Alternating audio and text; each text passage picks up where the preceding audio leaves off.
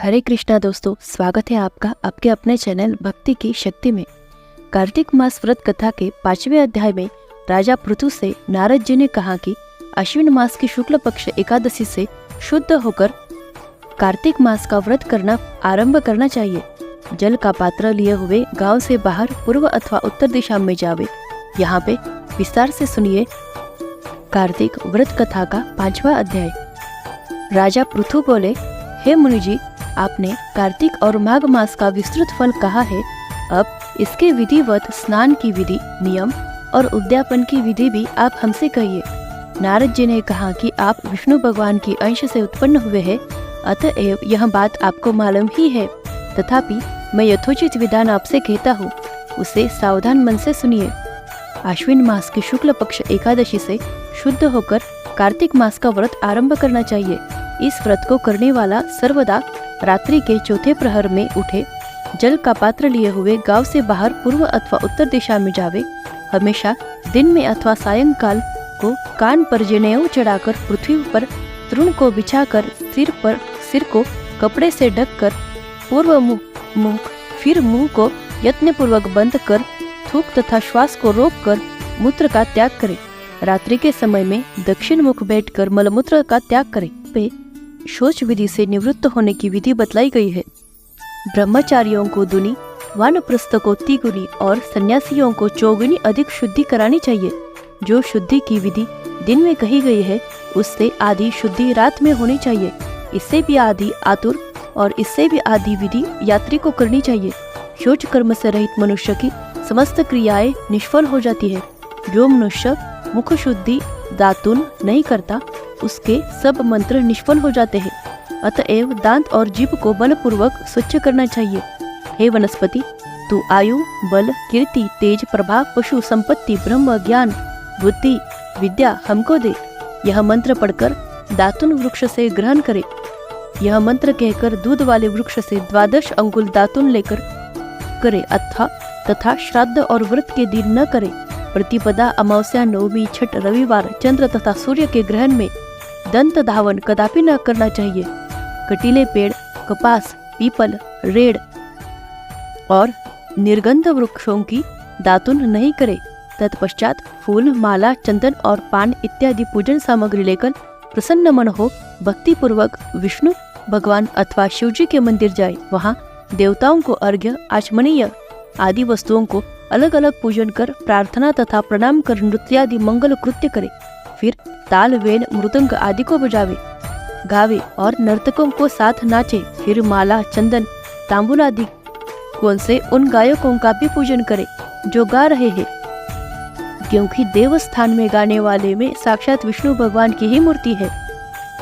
ये लोग सत्ययुगादिकों में विष्णु भगवान को तपस्या योग और दान द्वारा प्रसन्न किया करते थे। किन्न कलयुग में अनुराग सहित भगवत गुणगान है, भगवान को प्रसन्न करने के लिए प्रधान माना गया है। हे राजन, मैंने एक बार विष्णु भगवान से पूछा था कि आप अधिकतर कहाँ रहते हैं। यह सुनकर विष्णु भगवान ने कहा कि हे नारद, मैं वैकुंठ में अथवा योगियों के हृदय में भी नहीं रहता, अपितु जहाँ मेरे भक्त मेरा गुणगान करते हैं वहाँ मैं अवश्य रहा करता हूँ। जो प्राणी चंदन मालादिकों से हमारा भक्तों का पूजन करता है, उससे मुझे जैसी प्रीति होती है वैसी प्रीति मेरे पूजन से भी नहीं हो सकती। जो मूर्ख पुराणों की कथा तथा मेरे भक्तों का कीर्तन सुनकर उसकी निंदा करते हैं, वे मेरे शत्रु सदृश है। शिरीष, धतूरा के गिरिजा, चमेली, केसर, कंदार, मंदार, मदार तथा को कनेर के फूल और अक्षतों से विष्णु भगवान की पूजा नहीं करनी चाहिए। अड़हल, कंद, शिरीष, जूही, मालती, केवड़ा के पुष्पों से शिवजी का पूजन नहीं करना चाहिए।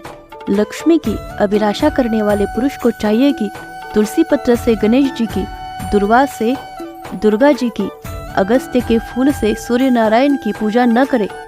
जिन देवताओं के लिए पूजा में जो फूल निषिद्ध है, उनसे उनका पूजन न करे। आइए एक बार और सुनते हैं कौन से देवता को कौन से फूल नहीं चढ़ाना चाहिए।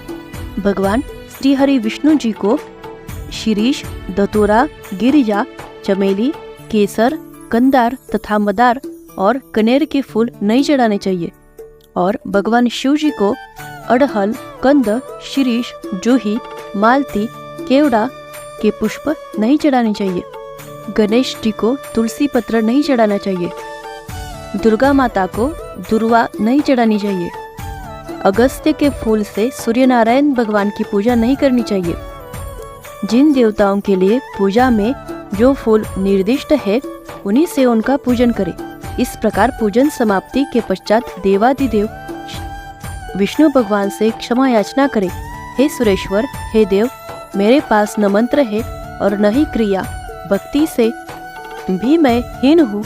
जो कुछ भी आपका पूजा मैंने की है, आप हमारी उस पूजा को पूर्ण करें। इतना करने के बाद परिक्रमा करके दंडवत प्रणाम कर पुनः क्षमा प्रार्थना करके गायन कीर्तन आदि करना चाहिए। जो मनुष्य शिव और भगवान विष्णु की विधि पूर्वक कार्तिक मास की रात्रि में पूजा करते हैं, वे पवित्र आत्मा होकर अपने पूर्व पुरुषों के साथ विष्णु लोक में जाते हैं।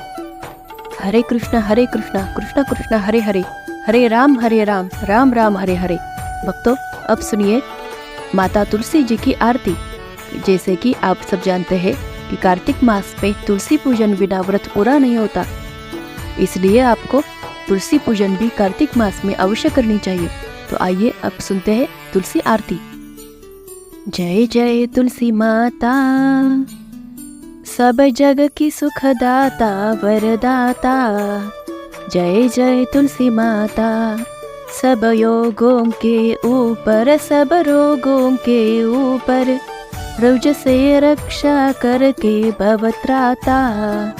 जय जय तुलसी माता, बटु पुत्री है श्यामा, सूर बंदी है ग्राम्या। विष्णु प्रिय जो तुमको सेवे, सो नर तर जाता। जय जय तुलसी माता, हरि के शीश विराजत, त्रिभुवन से हो वंदित, पतित जनों की तारिणी विख्याता। जय जय तुलसी माता, लेकर जन्म विजन में आई दिव्य भवन में, मानव लोक तुम्ही से सुख संपत्ति पाता। जय जय तुलसी माता, हरि को तुम अति प्यारी, श्याम वरण तुम्हारी।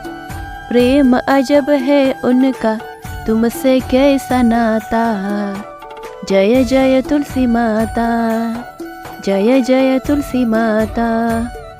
जय नारायण, जय नारायण, जय नारायण, जय नारायण, जय जय नारायण नारायण हरि हरि। स्वामी नारायण नारायण हरि हरि, हरि ओम नमो नारायण, ओम नमो नारायण, हरि ओम नमो नारायण, हरि ओम नमो नारायण, हरि ओम नमो नारायण, ओम नमो नारायण, हरि ओम नमो नारायण, हरि ओम नमो नारायण।